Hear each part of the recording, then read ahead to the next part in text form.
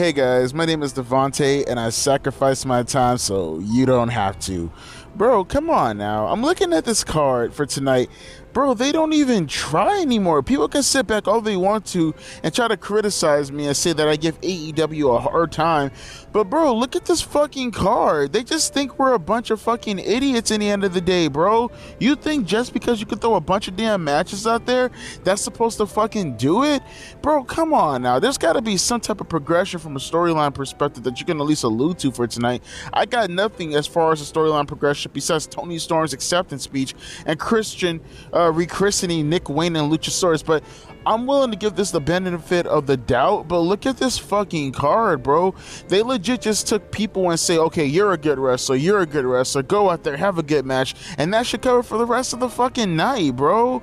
And I see the ploy that Tony Khan is trying to pull, man. All right, not all of us are that fucking dumb. Not all of us happen to be a part of the AEW fan base to just turn a fucking blind eye to the bullshit that you're pulling right now, Tony Khan.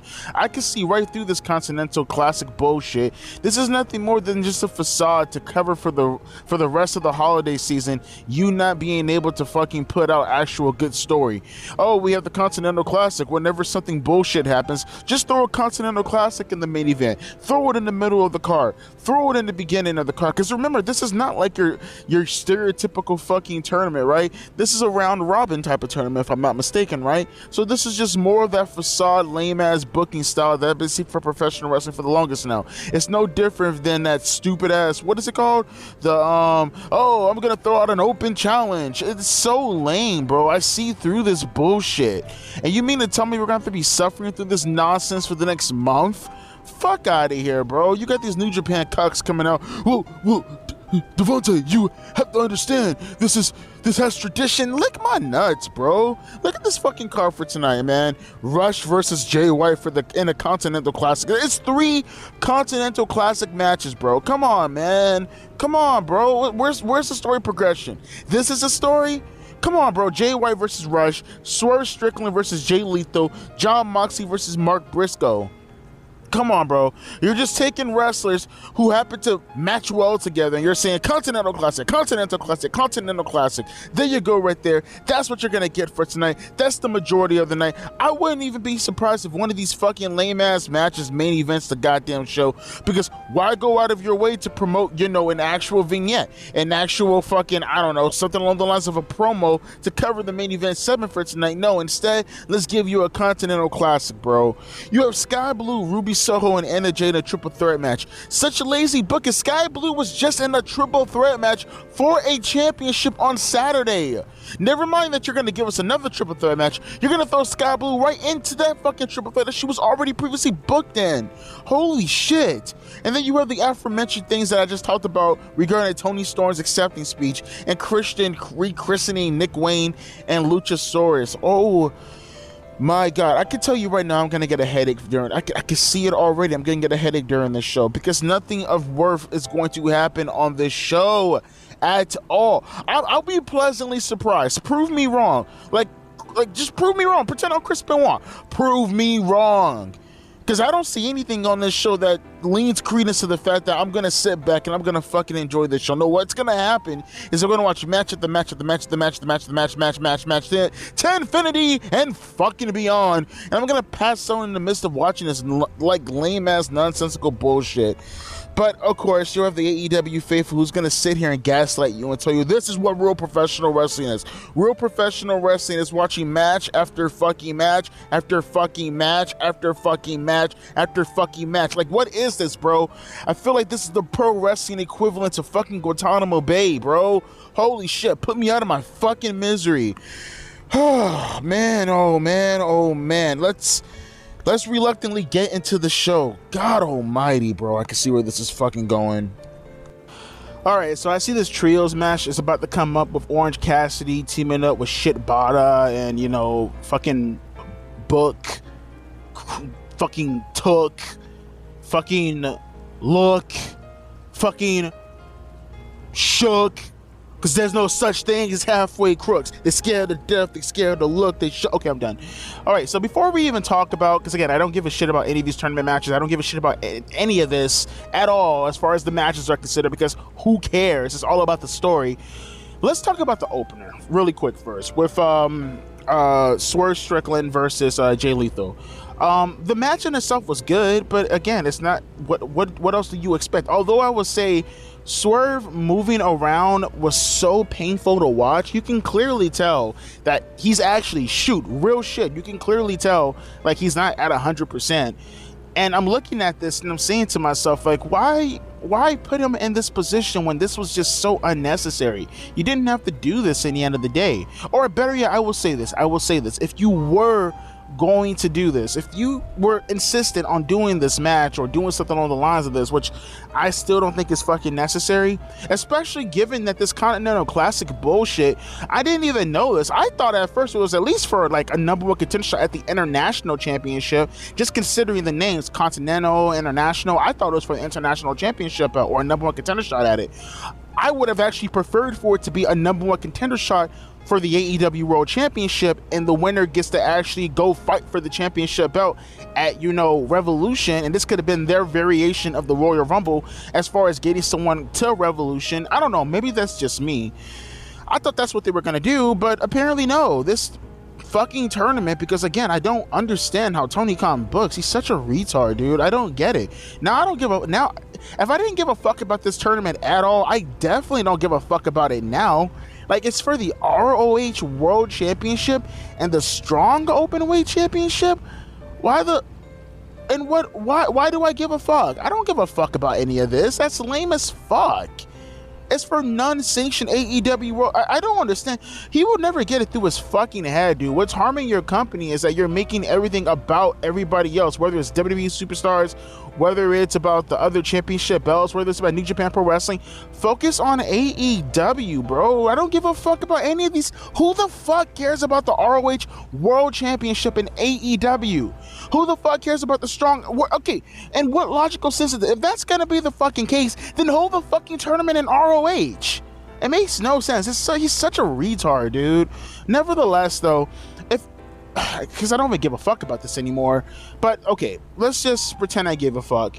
Why didn't you just have Swerve Strickland come out and cut a promo and like embrace the audience? Because clearly the fans love him now. The audience are cheering him. I mean, it's this one guy in this crowd who's going, whose house? And then the crowd goes, Swerve's house. That's a unique ass chant too. That's really cool. I've never seen that from the audience before. That's fucking lit. I like that chant as far as how it actually is done. That's a really cool chant. And it's clear that they want to turn Swerve. It's clear that Swerve is eventually, with this path. I mean, he's a heel right now, but you can only keep this up for so long before you have to turn on face, because the crowd is starting to embrace him, because he had a great showing on Saturday. And it would have been nice if Swerve would have cut a, like, he didn't even have to cut a promo. He could have just came out. He could have sat there, stood there. The crowd could have embraced him, and then you could have had him and Adam Page rush out to the ring. He could have stood in the ring. There's no handshakes because they hate each other, and he could have just went, "I want a rematch," and then threw the microphone down and then left the ring. Right? That would have been all they had to do. Then Jeff Jarrett's group could have came out, and then you could have had a back and forth, or Swerve couldn't even have to talk. All he had to do was just smirk, or whatever the case may be. And Jay Lethal could have, like, there could have been a whole setup between all this, aside from just having the stereotypical going to the match, do this, do that. It was just, I don't know, man. It was just dumb. I didn't like it at all. All this was fucking dumb, in my opinion. And they had their match, and it is what it is. Swerve Strickland won the match. I mean, again, he was moving super slow because he's actually fucking hurt. And that was it for that segment right there. And then we get into the another segment with MJF and what's his name again? I don't know. This really pissed me off learning that the fucking championship belts, the things that were on the line, just has nothing to do with AEW. It was so fucking dumb. It's mind-numbingly stupid to me. It should have been a number one contender shot for the World Championship to go on the Revolution. Instead, we're doing this dumb shit. Maybe it might be next year. I don't know. But this is just dumb. Who the fuck cares about either one of these lame-ass belts? Nevertheless, though, we had this segment with Samoa Joe and MJF and Adam Cole. They're both limping to the ring. Adam Cole and MJF, there's, I didn't talk about this during the review. By the way, go watch that review. Grow some hair on your balls. It was a botch in that match where MJF put Jay White on the announcement table, and it kind of collapsed because the dumb fucks who put the table together forgot to screw at least one fucking nut that was just like hanging there. But the the table collapsed, and MJF tried to make up for the botch by jumping off the turnbuckle like it's a fucking video game, and he did an elbow drop, which completely fucked up his hip and maybe even fucked up his shoulder from what I heard. So they come out, he's limping, he's walking with a cane, which is probably shoot legit. And, you know, obviously Adam Cole is walking out with his fucked up knee or fucked up leg. He's like he's on crutches also. They get in the ring, and, you know, MJF, he's going on his spiel about, you know, Jay White being a good competitor and putting him over and yada, yada, yada, yada. And, like, he's going back and forth with the Chicago crowd, trying to play up to him. Even dropped the CM Punk reference there when he talked about he beat somebody in their town twice, or whatever the case may be. You know, even put over New York City and Chicago, which kind of pissed them off for the majority of the fucking promo. I mean, MJF even had to come back to him like, hey, I love your deep dish pizza, so shut the fuck up, or whatever nonsense. And then Adam Cole actually gave a little bit of an update on this ankle injury, and he said they didn't even come close. He's not even remotely close to walking, let alone wrestling again, so that sucks. I mean, I don't really care for Cole, but I never want to see anyone injured.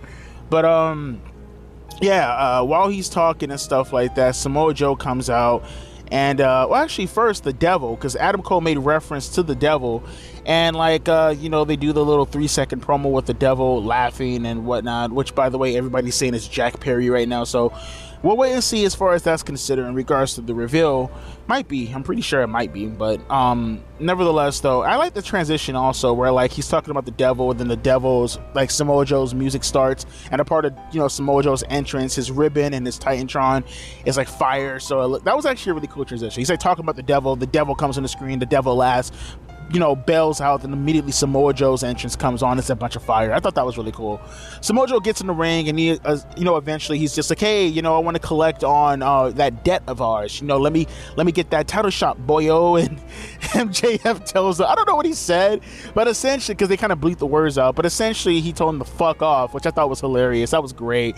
And then, like, you know, Samoa Joe wanted to beat the crap out of him before his best friend Adam Cole tells him to take the fucking title shot. He's like, hey, MJF, you're gonna stick to your word. You can't be like the Israelites or whatever, you know, the people in Israel the Zionists who can't keep their words. MJF, don't be the stereotypical MJF. Let me not say that. I take that back. Should I bleep that out? I should, because I swear that's what got me fucking screwed up the last time. I probably shouldn't say that. Actually, I'm probably gonna bleep that out. I'm definitely gonna bleep that out. You didn't hear that, okay? I'm gonna beat that out.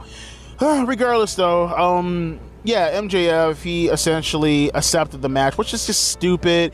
Like, Adam Cole, whose side are you on? Like, can you imagine, for an example, having something on the lines? Like say your best friend say, hey, yo, let's go steal some food from this store. Let's go steal some stuff from this store. And then you guys go in there, and then you do the majority of the work and all the stealing of the stuff. And then you leave, and he's like, man, I don't feel comfortable about this. Maybe we should go give this stuff back. And you're just like, what the actual fuck? Dude, no. You told me to take the stuff. You agreed to take the stuff. And now you feel bad and you want me, the guy who stole the stuff, to go take it back? No, fuck you. But of course, MJF accepted it because he's an idiot. But that's okay. That's okay. Because eventually MJF accepted the title shot for Samoa Joe, and that match is going to be settled. It's going to happen at Worlds Collide. I'm very curious as to how that match is going to go down. We might should get some more promos building up to that shit. And yeah, good stuff so far. I like both openings. You know, the match in itself was retarded, but the promo was good, and I like that, which, you know, is always going to be the case with me when dealing with professional wrestling. I like promos better than I do the wrestling, because the wrestling means jack shit without the promos. That's just me, though. But yeah, with that being said, let's continue on with the show. Alright, so while this stupid ass tournament is playing out with, I don't know, who cares versus who cares, I really don't care. Oh, okay, it's Jay White versus El Torito. I don't fucking know. I don't care. It's not for anything sanctioned in AEW, so why the fuck do I care at the end of the day? I mean, these are a bunch of nerds anyways. I tell you what, and you're gonna hear when I talk about this segment, and then going off of the MJF stuff, you'll see exactly why I say over and over again, no one gives a fuck about the wrestling. No one gives a fuck about the wrestling. But first things first, my God, bro, yo, this makes no fucking sense whatsoever, bro. Yo, real talk. And it gets you fucking angry when you think about it, bro. It makes no sense to be that fucking fine. Yo, Anna Jay is so goddamn fine, bro. Do you see the tight ass body on that woman? It makes no sense to be that fucking fine. Why is she so goddamn fine? Like, it makes no sense. She's so, I'm gonna fuck the shit out of her. It makes no sense to me. I'm gonna fucking fine. Damn, bro. She's so goddamn thick, it's not even fucking funny. I'm not even attracted to white girls like that. But I'll fuck her brains out.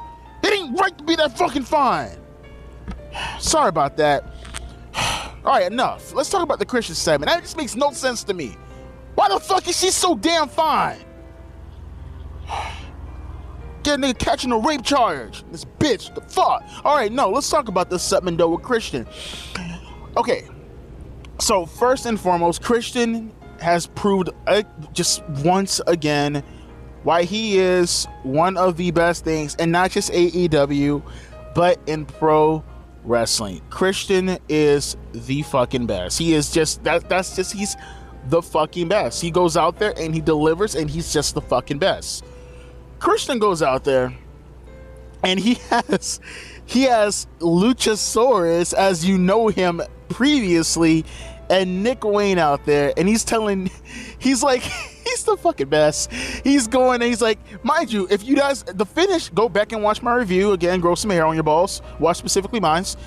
He ran away. So like the spot, what led to Luchasaurus losing the match, because they lost their match, was Christian running away from Edge in the audience to get away from what was going to happen to him, which caused Luchasaurus to get triple teamed by Edge, Sting, and Darby Allin. That's why, they lost the match. Christian looks at Nick Wayne. Well, first he says, I didn't lose the match. He looks at Nick Wayne's like, you didn't lose the match. And he looks at Luchasaurus and he's like, you lost the match. And he tells him to take a knee. It took Luchasaurus' dumbass to get on his knees. Like, it took him a while, but eventually he got on his knee, and Christian rechristened him. He's like, you are no longer Luchasaurus. You are now my old finisher's name. That's why he said, he called him the finisher. You're now Killswitch, which is actually a pretty badass name. I mean, whatever, that's just maybe me. Maybe because I listened to so much Killswitch Engage growing up. I don't know, whatever. But yeah, he's like, you're Killswitch. And then he goes to Nick Wayne and he's like, you are now rechristened the Prodigy, Nick Wayne. Great name, by the name. I love that name, Prodigy. Especially that, you guys know in the last segment I was just singing Shook Ones. You ain't the hook song. You're just a shook one. Yeah, I said hook song. Yeah, because Tash, you get the play on words. I should be a rapper also. I'll be the greatest rapper of all time. Okay, wait, stick to the segment. But yeah, afterwards you had Nick Wayne's mom come out. She looks kind of like a snack also. She's milfing it up. I'd smash too. Yeah, I mean Anna Jay, doesn't make no sense to be that fine. Anna Jay, I'd fuck her brains out too. But Nick Wayne, her mom his mom can get it too. Well, she brings her ass out, and then she's like trying to tell Nick Wayne, hey, this is not you, Nick, this is not you. Come home. Let me breastfeed you and record it and put it on television and people can see it, and we can get some money out of this. I'd watch that, by the way. Maybe not Nick Wayne. Maybe someone a little bit more, not suspect. Nick Wayne looks like a low boy haircut Dave Grohl from like 1991. So maybe not Nick Wayne. But no, afterwards, Christian is like telling Nick Wayne's mom to get the hell out of here and go punch in her time clock to go work at Denny's. And he's like dissing his dad and saying like, your dad's dead and your husband's dead, and even if he was alive, he'd have to witness his son taking me in as his father. Christian's just healing it up. Eventually Luchasaurus brings his dumbass, Killswitch brings his dumbass in between his milfy mom and Christian, and he's trying to break it up, and he's like, unga, no, unga. And Christian's like, if you don't get your unga head ass out of the way, boy, before I beat your ass. And he's like sitting there, he's like, get the fuck out of the goddamn way, or I'm gonna take your stupid ass mask off, okay? All right? I'm gonna reveal you. We all know your dream at the end of the day, going around touching little girls and shit. And he's like, unga. He's like, unga this, and he pushes him, and like he knocks out fucking Nick Wayne's fat ass mom. And I mean fat, PHAT, because she's thicker than a bitch. She's thick with 2 C's. And then she falls down, and Christian's like, you know what, we need to take advantage of this, because I could have damn sure punched her in the face, knocked her out, and put her in the concerto position. But now that she's in this position, rather than care for her, because I thought Christian was going to tell Nick Wayne to go care for her, he instead told him to grab a fucking chair. He brings it in the ring, and he was going to give her a fucking concerto, and Nick Wayne is just looking now. He's looking on at his... This is actually kind of disturbing when you know the relationship, because like, that's your fucking mom, dude, and it's again, it's really disturbing watching. I mean, even if it's in a wrestling context, it's just really kind of, maybe for me, it's kind of disturbing watching the son watch his mom get physically hurt right in front of his face and smile at the situation, because he's sitting there and he's like relaxing, he's watching, he's smiling. And again, even within a wrestling context, that's pretty fucking disturbing. I don't know, maybe that's just me. Regardless though, you know, he tells Luchasaurus to do it, who, by the way, was initially protecting her, and Luchasaurus, Christian's like, nah, Christian, do it. No, Lucha, go ahead and do it. And Lucha's like, contemplate, he doesn't want to do it. And then Edge comes out, he kicks the crap out of all of them, he spares Luchasaurus. You know, he didn't touch Christian got away from him, and he beats the shit out of Nick Wayne. Now, his mom is like sitting in the corner watching, and Edge puts Nick Wayne into the concerto position, and he gave Nick Wayne a concerto right in front of his mom. His mom is sitting there, and I thought his mom was gonna like run in for a second to protect her son, and Edge was gonna have second thoughts beyond it. No, she just witnessed her son get murdered, essentially. And then she goes to go check on him. It's a great story. This is really, really good. And it's like, finally, you know, this entire time I'm looking, I'm like, damn, bro, it's like it's as if they haven't touched on Edge and Christian in forever. Like, finally we get some fucking growth, some storytelling between these two. Fucking fantastic. And if they keep it up, maybe they can kind of redeem Edge in my eyes, because this was good shit. This was awesome. You know what they need to do though? If they're not going to give Christian the world championship, you know, like he fucking needs, because he damn sure is the best thing going in that company, even more so than the MJF. If this segment didn't improve, I don't know what the fuck does. If you're not going to give Christian the world championship, then take the TNT championship belt off of him. Have Edge screw him out of the TNT championship, because this feud absolutely does not need that championship. Edge, and quite frankly, at this point, granted, it fills the void, and you know, I wouldn't say it fills the void, but it makes, I guess Christian needs it for a prop, and I get that. But at this point, man, Christian is so above this fucking title, and Edge is a legend, and Christian's a legend too, don't get it wrong. Like, they don't really need this championship belt. Just get rid of it, you know? Like, have Edge screw him out of the championship belt, or have Christian even give Nick Wayne the TNT championship belt and let him hold on to the belt, you know what I mean? But Edge and Christian, they really don't need it. If it's not for the world championship, then they really don't need this. This belt is so beneath them, it's not even funny. Like, not in terms of character, but in terms of position within the company.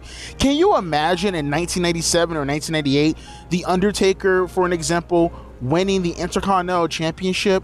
And not even, actually, I wouldn't even say that, because I actually would say the International Championship is more in, you know, in comparison to the Intercontinental Championship. I honestly would say the TNT Championship, even though Christian is holding it and he's doing the best with the top championship at the moment, the TNT Championship is more so like the European Championship.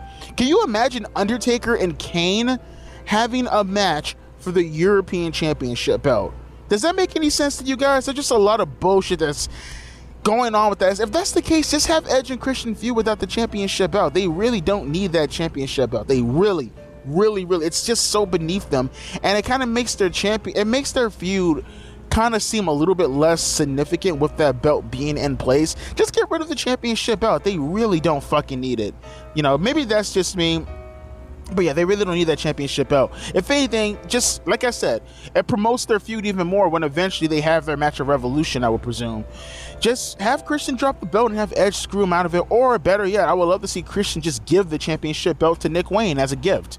But that's just me. But yeah, let's continue on with the show. Like I said, I don't give a fuck about any of these tournament matches. To be quite frank, I'm sure some of you don't give a fuck about any of these championship or these tournament matches, because it's pointless. It's for non-sanctioned AEW championship belts, and therefore it's pointless, and I don't give a fuck about any of these matches. That's just me though. So let's continue on with the show. Okay, so this is a running theme of the night, and I'm going to end it right here. This is going to be the last segment, because they're going to have a shitty another Continental Classic tournament match that I don't give a fuck about between Jon Moxley and I don't even know who the person he's fighting, but again, who gives a fuck? It's for non-sanctioned. I don't think you guys really truly understand how lack of fucks I give for this tournament.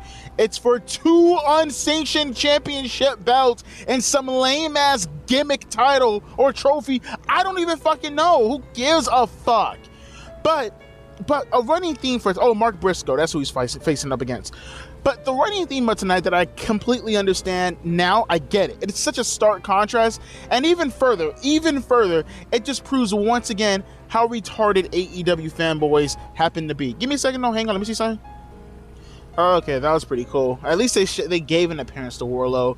He just got a promo backstage and just headbutt, what's his name again? Gay R. Fox.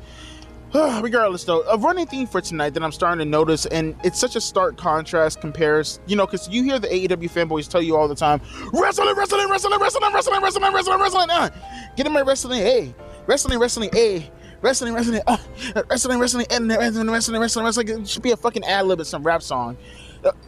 No, the matches tonight were fucking boring. Whether or not they were good is irrelevant. Even though this match, this triple threat match for this, which, by the way, can someone tell me, maybe I missed the point of this? What was the point of this women's triple threat match? Maybe it just went over my head. Was this a number one contender shot, or what the fuck was the point of this?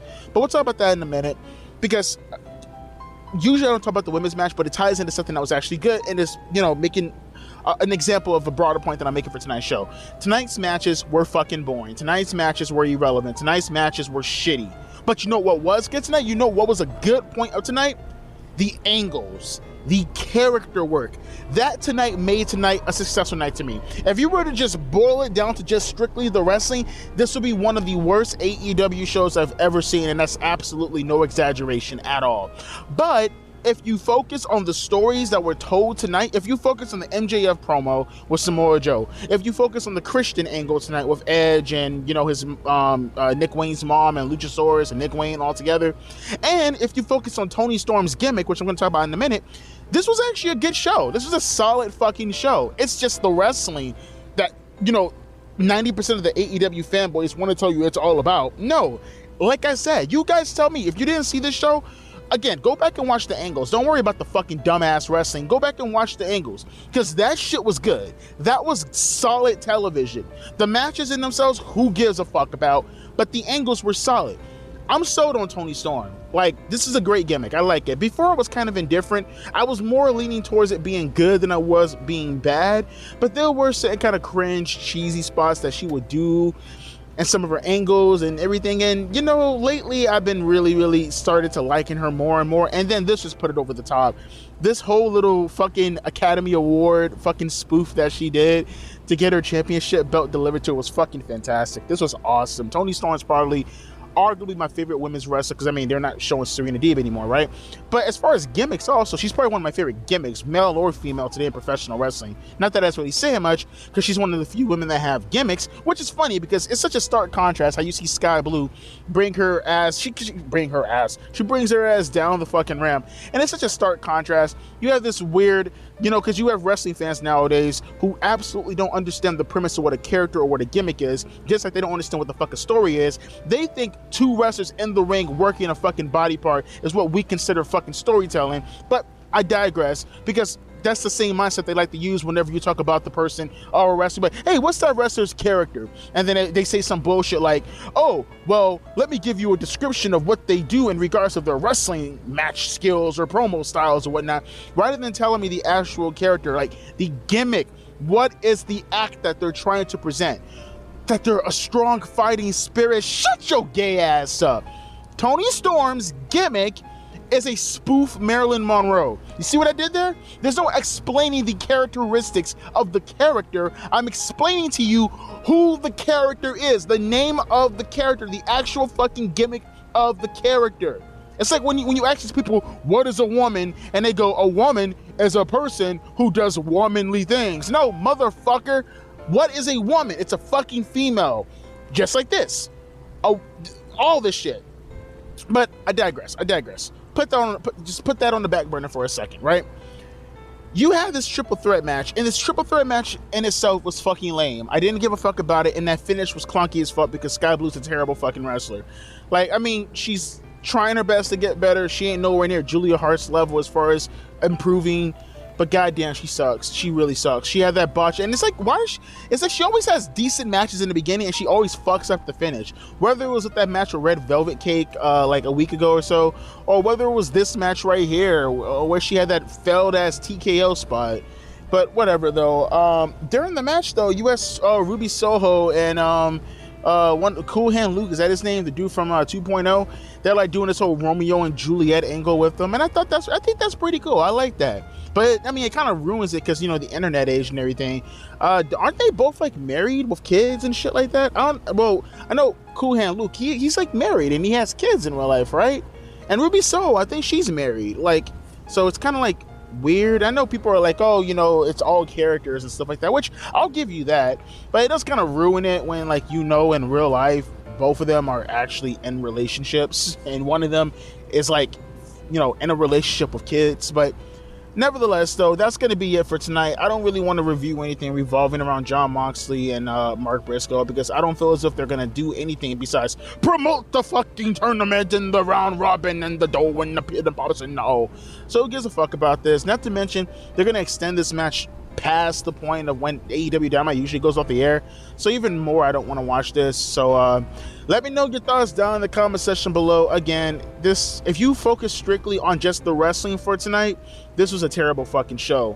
But with the balancing of what happened with MJF and Samoa Joe and the Christian Cage angle and Toni Storm, and even to a lesser degree, I don't really mind the Romeo and Juliet angle with Ruby Soho and Cool Hand Luke. This was actually a pretty good show. Like, it's a mixed bag, but it just goes to show you why you don't listen to AEW fanboys. They'll tell you things like, oh, this angle is good, this angle was that, and yada, yada, yada, yada, yada. When in reality, no, bro. Like, no one gives a fuck about the wrestling. I think I said angle, but you get what I mean, though. No one gives a fuck about the wrestling. What we care about is story. And if this wasn't a perfect example of us giving more of a fuck about story, then I don't know what will. But let me know your thoughts down in the comment section below. As always, my name is Devontae, and I'll be catching you fine folks later. Deuces. Yes.